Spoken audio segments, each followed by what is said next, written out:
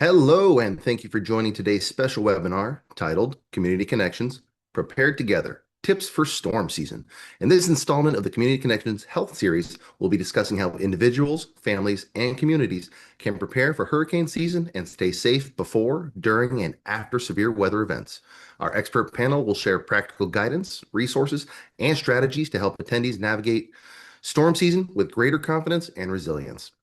Today's discussion will explore creating effective storm preparedness plans, supporting seniors and vulnerable populations during emergencies, managing medical and respiratory health needs during severe weather events, preparing for power outages and disruptions, and understanding the community partnerships and resources available to help keep residents safe.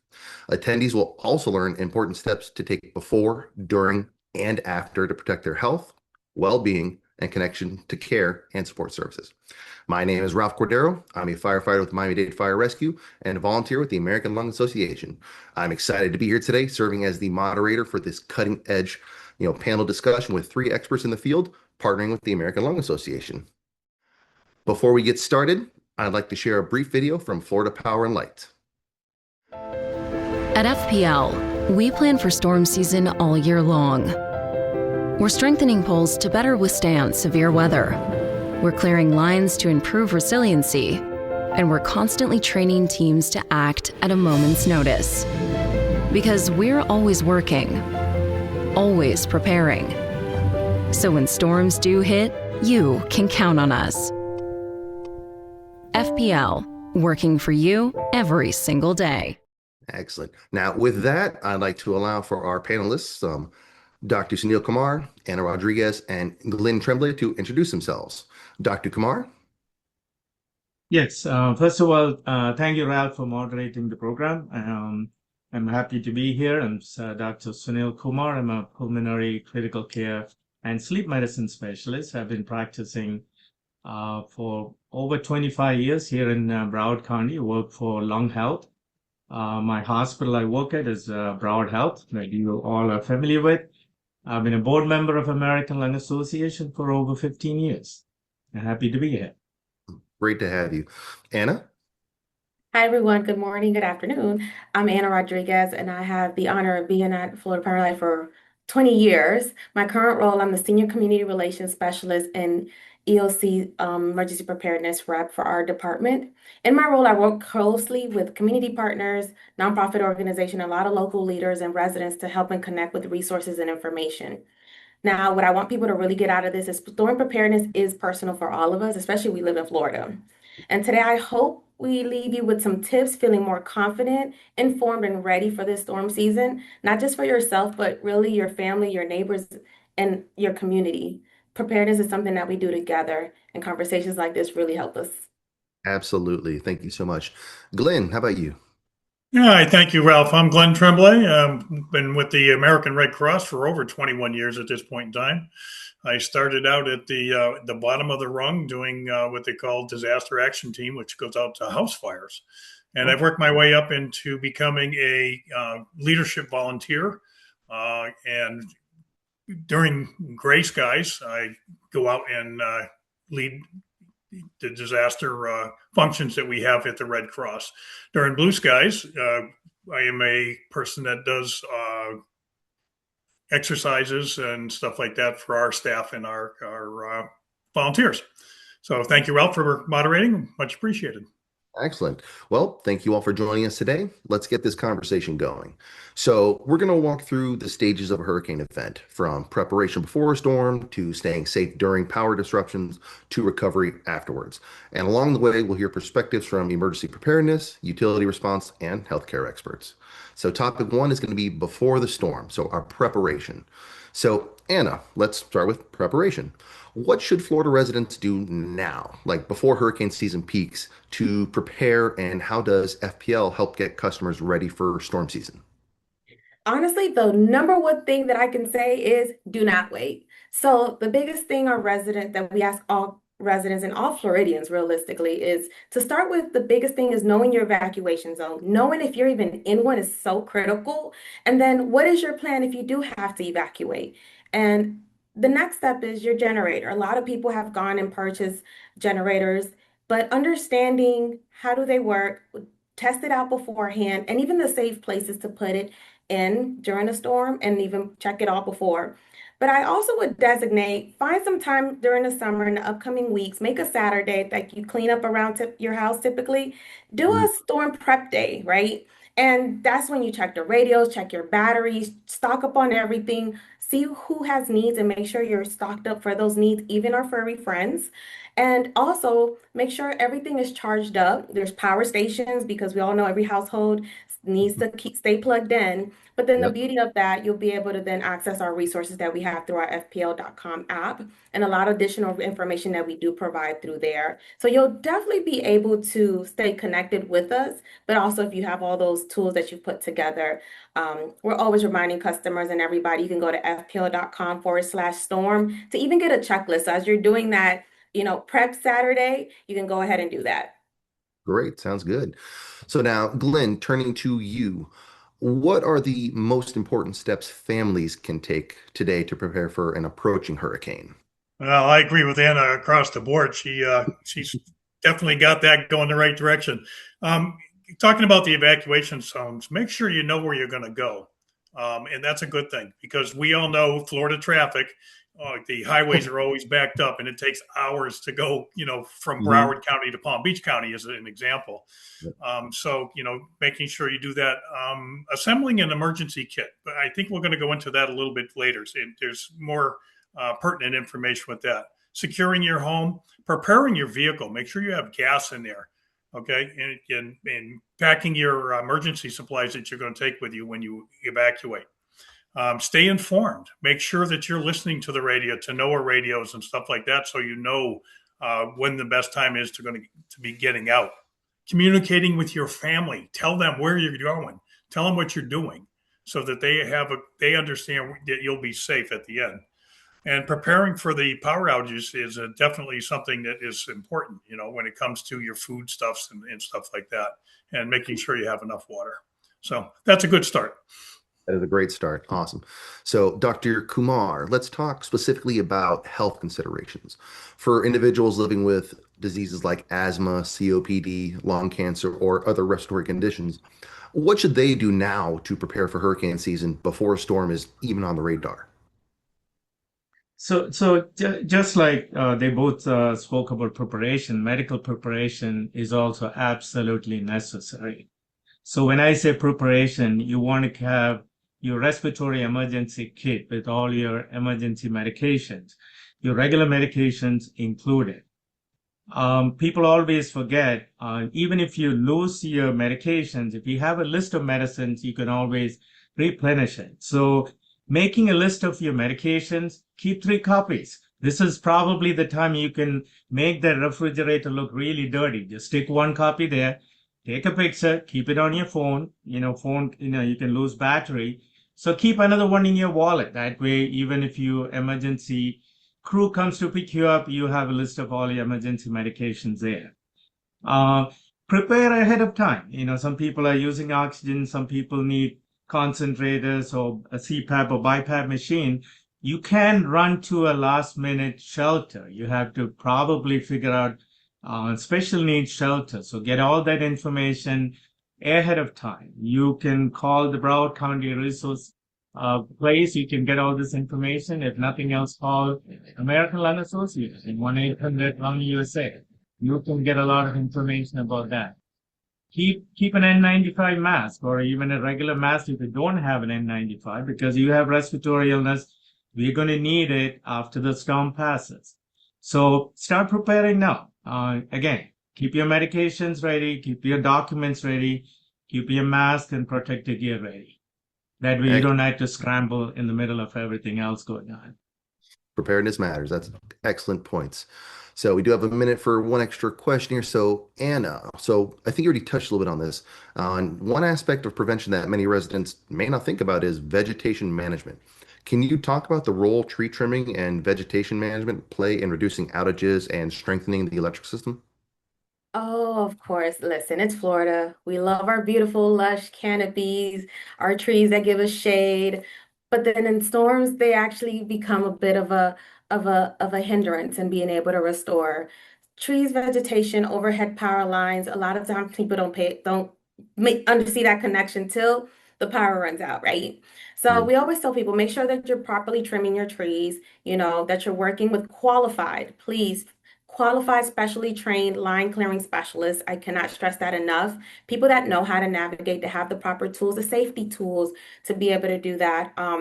The biggest thing is don't wait till a storm to start to do those trimmings, to start to make those adjustments. Because the reality is, most counties, what ends up happening, trash pickup gets suspended as we are preparing for storm, just like you're preparing your house.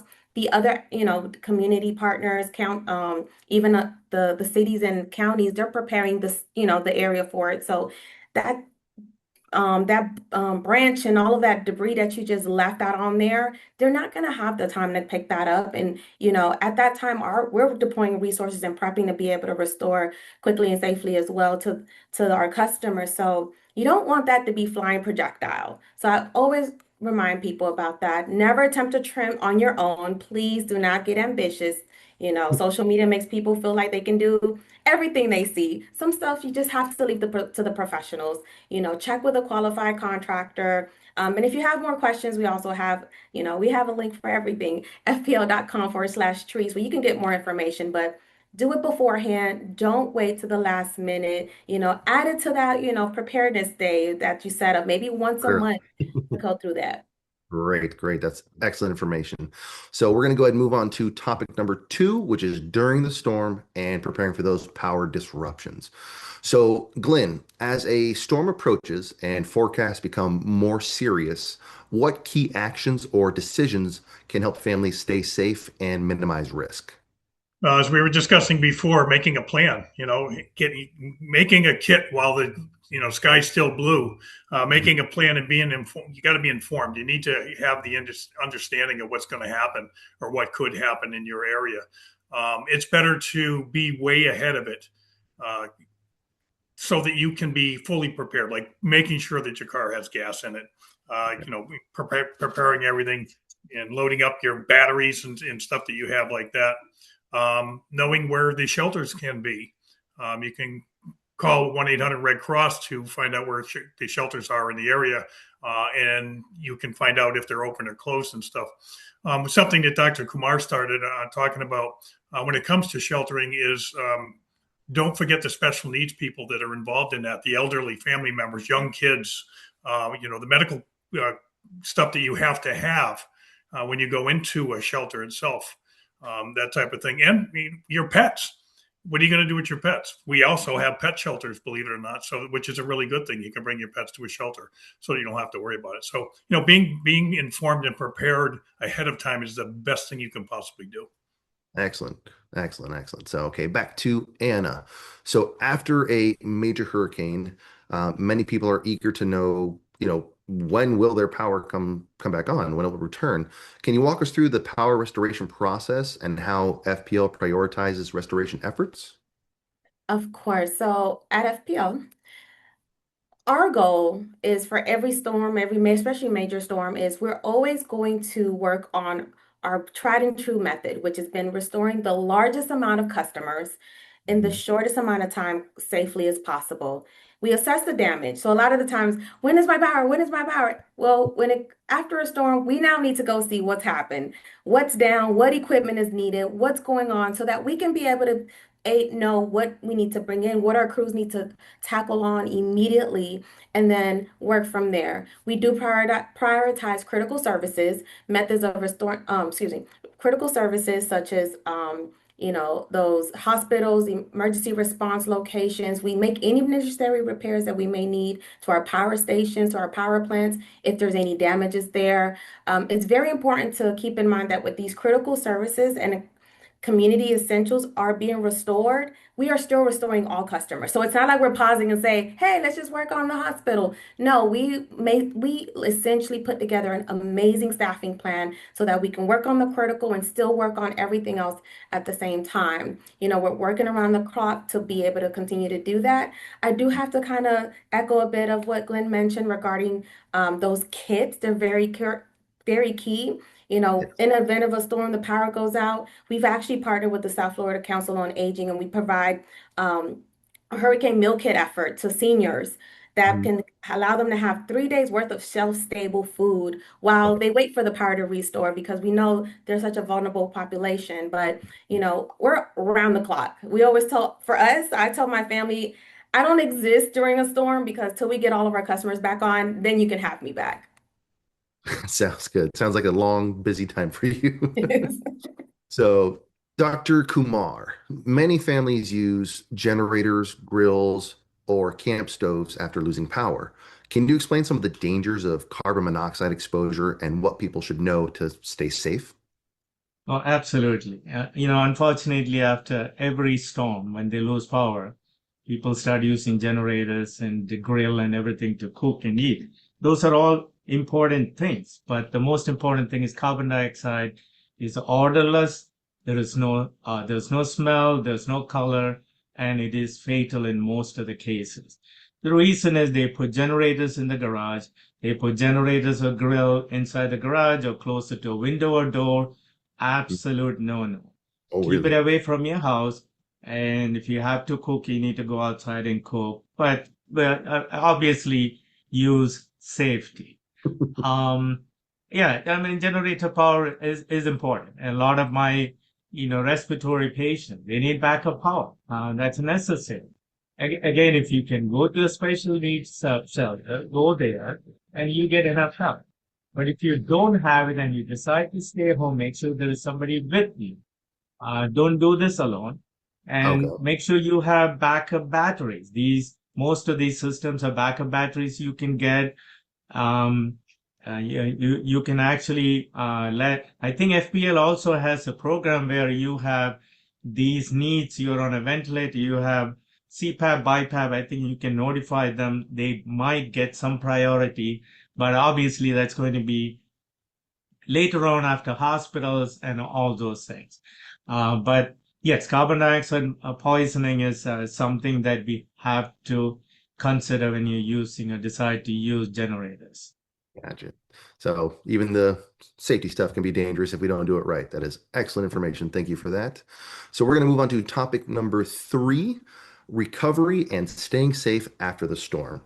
So Glenn, can you share a little bit of how the American Red Cross supports families and communities before, during, and after hurricanes, and how people can access those resources if they need assistance? Absolutely. Some of the best things we can do is when the television is telling us there's a possibility of a storm coming towards South Florida or anywhere in Florida for that matter, take it serious. Even if it's not going to hit us, please take it serious, because that's the best thing about hearing it way ahead of time. The National Hurricane Service has done a really good job now being able to tell us where the possibilities are it's going to go. And they also have a pretty good job of it's going to miss us too. So, we like it that way.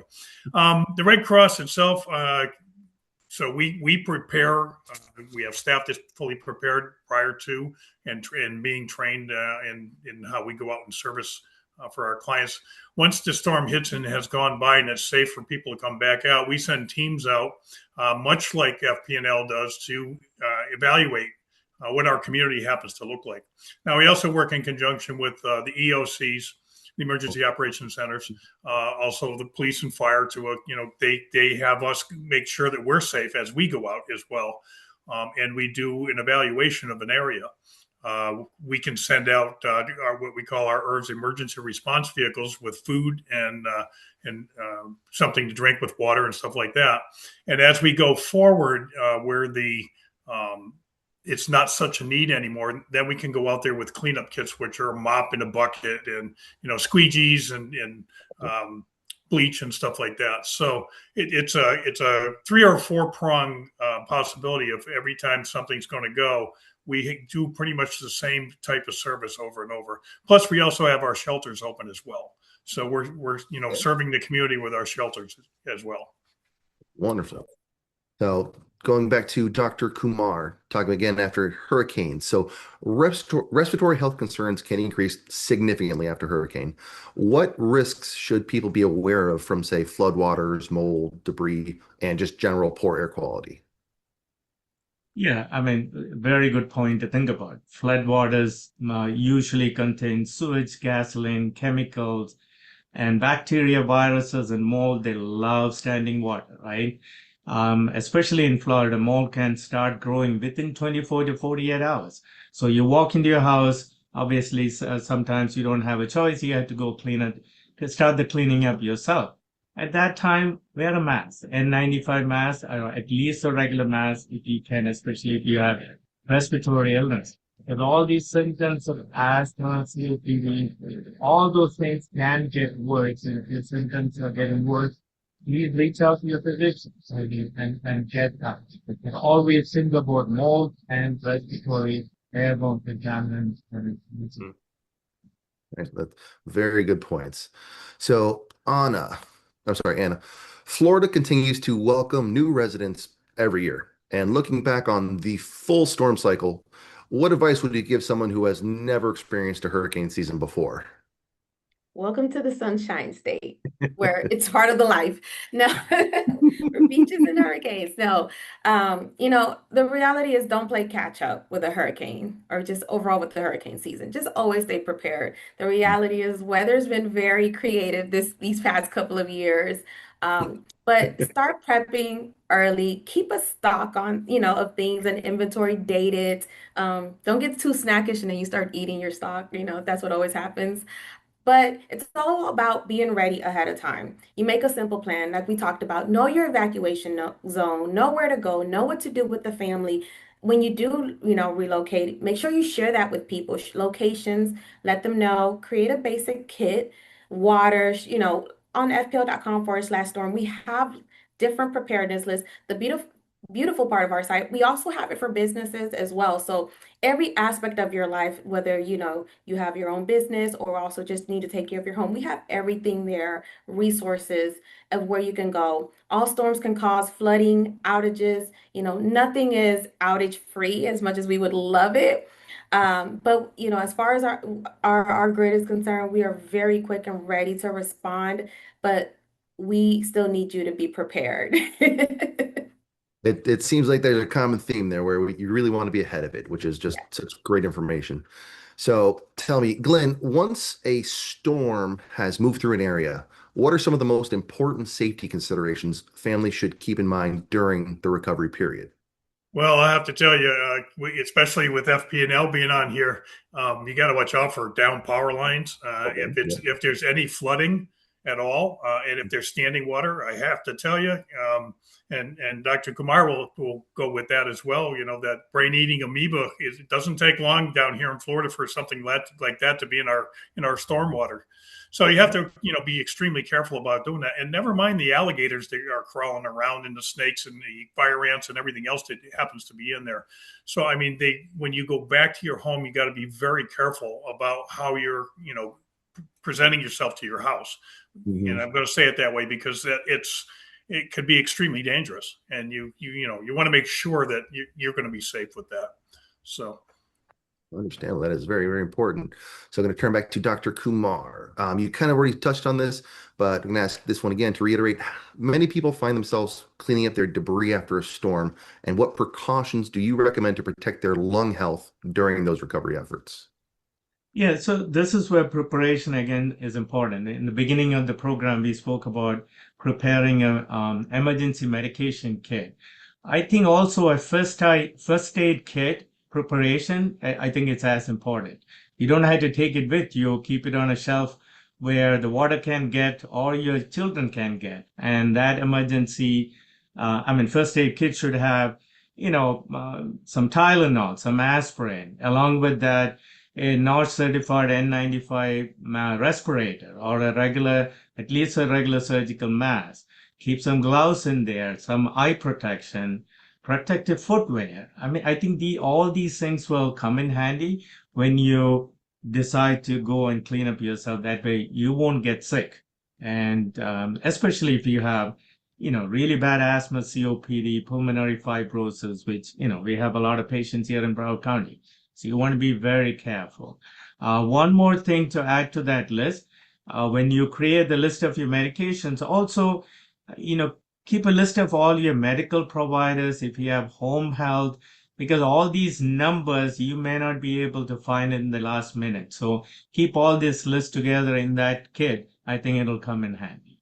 Excellent, excellent. And actually, I see an audience question here, so I'm going to stick with you, Dr. Kumar.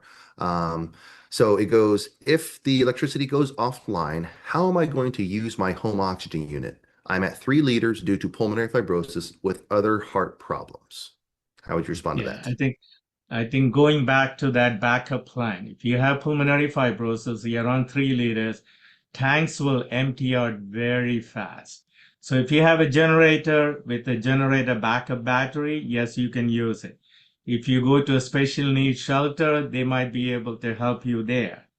A practical solution, I tell all my respiratory patients, have those good old tanks in the house, Mhm. right? They call it B tank. They're not very heavy. If you call your DME provider, they will give you those extra tanks available. Okay. Don't run to an emergency room. Emergency rooms are going to be packed after a storm. It's better to prepare your evacuation plan, go to a special needs shelter. I think that's where you need all the help you need if you cannot handle it yourself at home. Awesome. That is such great information. So let me see. We're going to jump to one of our bonus questions that we have here. This is going to be for any one of you that wants to answer it because it's a fun one. What's the biggest misconception Floridians have about hurricane preparedness? Who's going to want that one? Well, I have to. I'll take that one. I'll Go run. for I'll it. run with it. So one of the biggest myths that I know is that the hurricane won't hit me, and I don't need 6 gallons of water Mhm. and that type of stuff. I mean, you can't not prepare. You have to prepare for these things. And you Mhm. know what the best part is? As Anna had said before, you can eat it afterwards if if it doesn't hit you, There you right? go.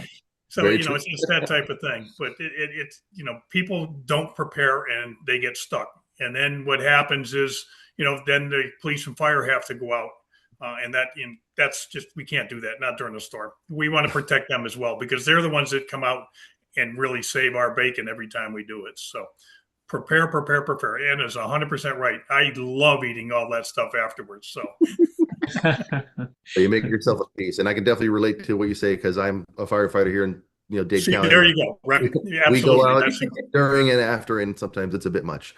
So yeah. I It got can be. one. We got one last little bonus. We got about 30 seconds here. So if you could encourage every Floridian household to do one thing this week to better prepare for storm season, what would it be? Let's say, Anna, can you answer that one for me? I would say scan all of your important documentations Okay. and make them digital.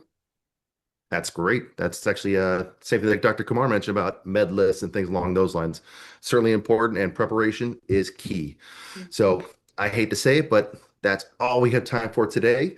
Thank you again, everyone, for attending today's American Lung Association Community Connections webinar presented by Florida Power and Light. And thank you to all of our panelists for sharing your expertise and practical guidance today. As we've heard throughout this discussion, preparedness starts long before a storm appears in the forecast.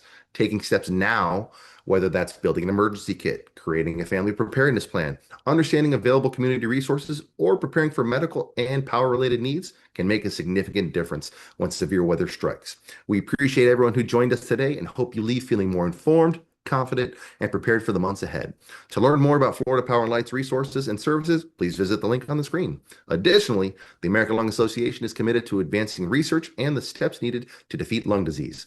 When you support the American Lung Association, you are supporting one of our great partners invested in this effort with us. Together, we can create a world free of lung cancer and lung disease. To explore the American Lung Association's resources, tools, and ways to take action, please visit the link on the screen. Also, don't forget to follow the South Florida American Lung Association on Facebook for announcements regarding our next community connections and webinar events.